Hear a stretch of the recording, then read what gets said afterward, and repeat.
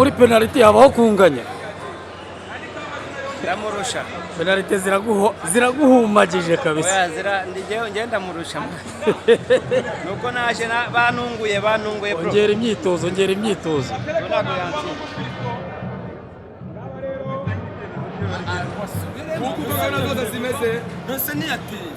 hanyuma Rujugiro